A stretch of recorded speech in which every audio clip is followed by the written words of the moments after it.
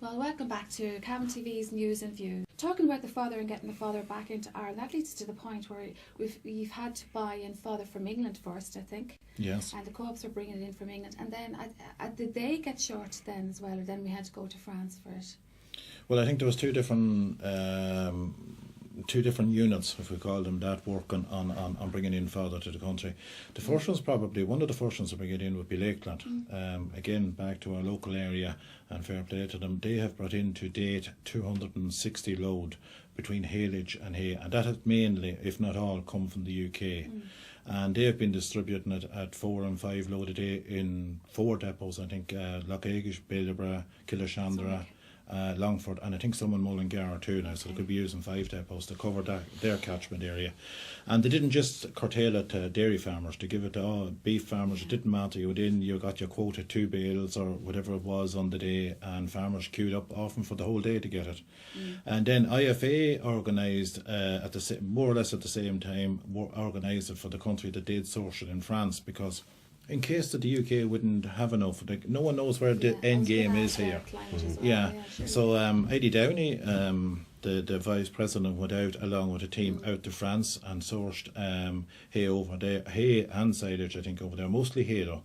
And there was other stuff as well sourced over there. And the problem was the logistics of moving it, because I think we hit a bank holiday weekend in May, and over there the trucks can't travel on the motorway on the 2 bank holidays, so that was a problem getting it down to the port.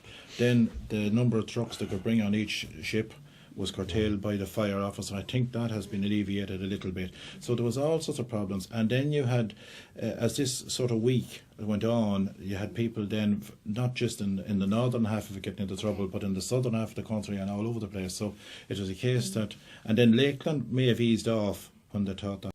I have in the studio with me Councillor and Farmer Winston Bennett and Farmer Paddy Denning from Lara. Paddy, we were just talking there before the break. You were talking about the getting the hay from England first, where you got it first. I just wanted to ask you a question there. Like, they've been suffering sort of like, climate change, as we call it now, as well. So how come they have an excess of fodder that they can sell? Well, I remember looking at Country File possibly last February, and Country File would be the BBC agricultural programme. And at that stage, they were worried about drought. In fact, they had water restrictions in, and I remember particularly one of the interviewers standing where there was a river, and there was nothing there, And then, water restrictions were brought in, and then March, April and May came along, and they had an absolute downpour, which brought their reserves back up. It grew the grass, it grew the barley, it grew everything. And they seemed to have, weather-wise then, they had a better summer as well, without any water restrictions, So, look, it's mainly in the south and east of England that they're travelling for this hay. Like, it's not on the Welsh side. Its distance is a big object. Like, you're not just bringing it from Holyhead over. It has to. It could be 4 hours on the road, 5 hours on the road before it even gets to Holyhead. The cost is approximately equivalent to the price of the bale. It's roughly, the figures I've got there is a bale that's costing €67 in the UK is costing €65 to transport to here. So you can see at the moment the government is subsidising that, isn't that what you're at the moment they're subsidising. And that's through the co-ops, is it? Or the It's through the co-op. There's two types of, if you want to call it subsidy. The government is subsidising it mainly through the co-ops, because the co-ops are there. They know the farmers. They're an instrument to relay the hay on, and there's fair security. In other words, that no money will go astray, because the co-ops will be vouched properly and all. And then on the other hand, IFA have organised with Musgraves and with Nolan Transport and with a few other bodies. They are paying for some, putting a sort of money into a fund to pay for haulage. Okay, so this all is ultimately helping the farmers. It's all hands on. Of course, all hands on. You need that. Do you think the government is putting enough? Is realising that this is a crisis? Well, as a farmer myself, we'll always say, no, we'd like to see more. But the problem is, you rob Peter to pay Paul in situations. But I think the supermarkets that has come on board has to be congratulated for coming on board with a monetary subscription to help out. And I'd be calling on the other supermarkets that has made a lot of money in this country to come on board. It's not too late to come out with help. And they need the farmers just as much as everyone else. Okay. I was just reading there during the week as well that some people are saying that why don't we go to the EU and say this is a disaster, this is a natural disaster, and why can't we get some funds from the EU? I'd hope that Minister Coveney is looking at that, but I have spoke to an MEP on the issue who is also involved in farming, and he said that yes, there is a fund there for disasters, but a disaster where you have a tsunami or you have a tornado or you have an earthquake, but a fodder shortage is a kind of, it takes a lot of persuading to get money out of that. So, like his point was, don't live on hope. Okay, so that brings me to the point of climate change, okay? Reading the papers as well, it says, get real, we've got climate change here, cope with it. Do something, cope with it. I get a bit annoyed when I hear this because on the same Yeah, but in the same paragraph, in the same sentence, they'll go back to say this hasn't happened for 80 years, which is the worst we've had in 80 years. But it has happened before. In 1985. In 1985 with a bad year. But if you go back through statistics, you might have, we had a big snowstorm a couple of months ago that hit a part of Northern Ireland. But it still goes back and says it happened before. But are you saying that you think this is just this year now? I think it's just. I don't agree with you there. Well, I think, look at the weather. We have not had a good summer. Our weather seemed to be, and you don't need, I agree, but the weather seems to be one season. It's either wet, cold, rainy, and it's warm or it's cold. It's either, you know what I mean? Yeah. We're not having the definite seasons we used to. You're not having the winter and the. I would call that climate change. Well, 3 years ago we had -10, -12. Oh, we did. We had -17. Yeah, that was a once-off. Yeah, that was a once-off, but still it happened. And I'm not convinced now. Everyone, they're saying this all the same. That I'm it is. The way on the side that this could happen again, and we have to put something in. What do you I totally think, agree. I totally agree. We have to put in. If this happens, I've got the third pit full of silage here to work. Totally going back to what my father always told me. You needed enough to do it till the 20th of April, the 1st of May. If you had any over, it kept till the next year. But you didn't make this little bit to done you till the month of February. Okay. So Winston, you're there, and the farmers are all listening in this evening. They're listening in Australia and America and everywhere. They'll see this. What do you say to them? Tell them how to cope with this. If this happens again, we can't let this happen. Well, Australia's New Zealand is suffering. They're suffering a drought, so there is and their downfall now is helping my milk price.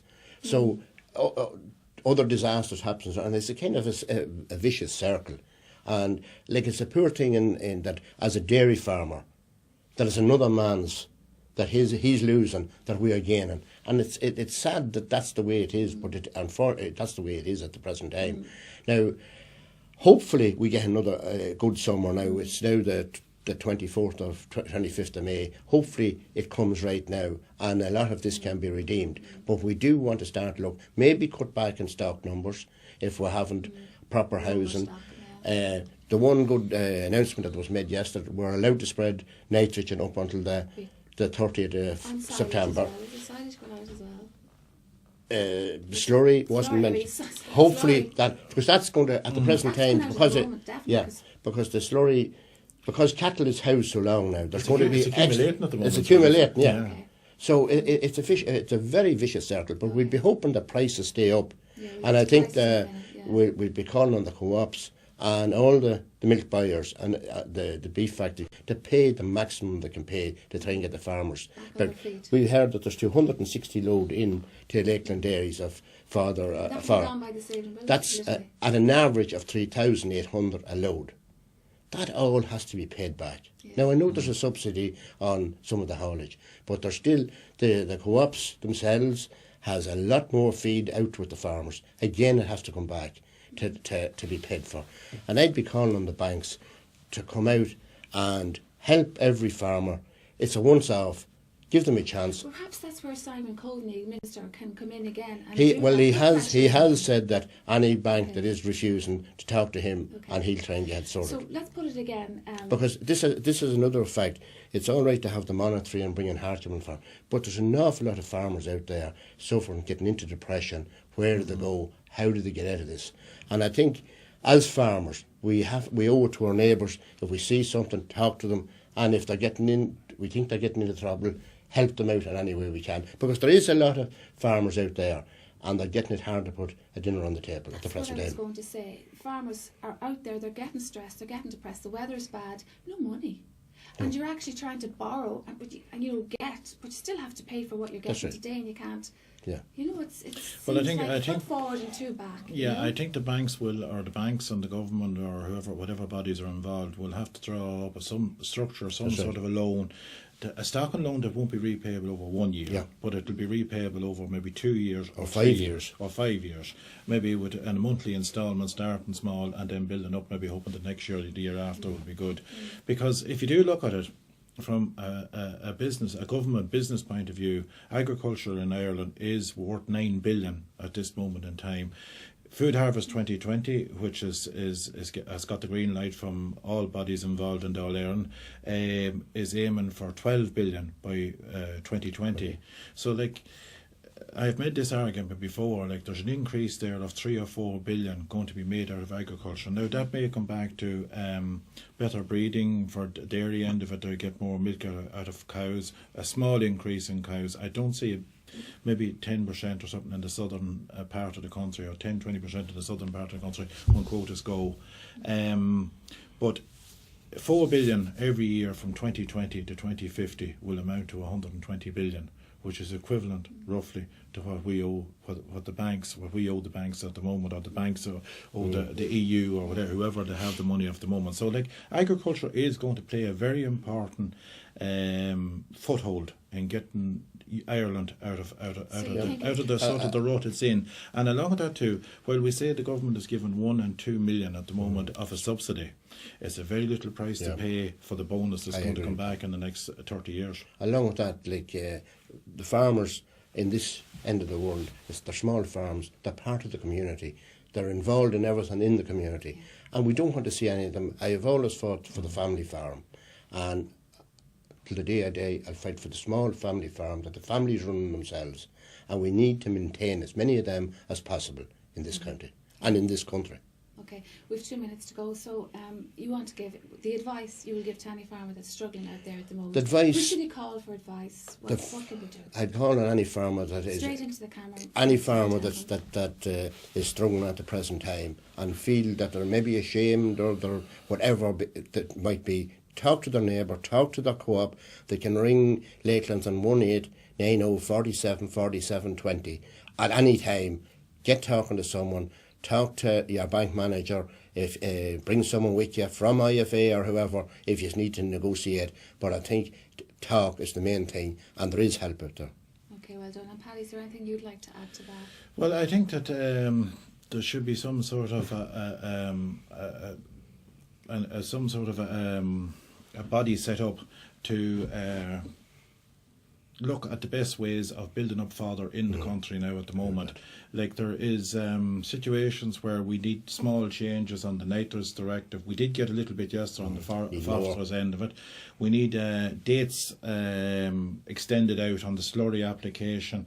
We need to encourage farmers to spread more fertiliser. Yes, fertiliser is expensive, but now we realise that so is fodder, and the fertiliser can be cheaper in the first place. And possibly maybe some sort of a subsidy on silage wrap, because silage wrap, the government lift about 7 million on the VAT element of silage wrap in this country. I said earlier on that there's 14,000 tonnes of silage wrap used in the country.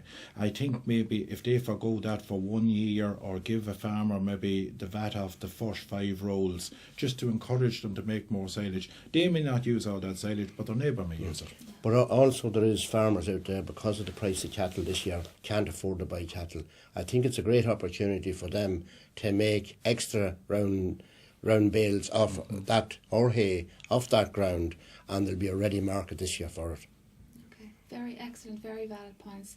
I'd like to thank farmer and agriculture contractor Paddy Denning from Lara for coming in today. I know you're very busy. Thanks, Paddy, for coming in. And councillor and farmer Winston Bennett from Dillon Balliad. Thank you very much. Anna. Thank you for coming into the studio. Thank you, Anya. Thank you.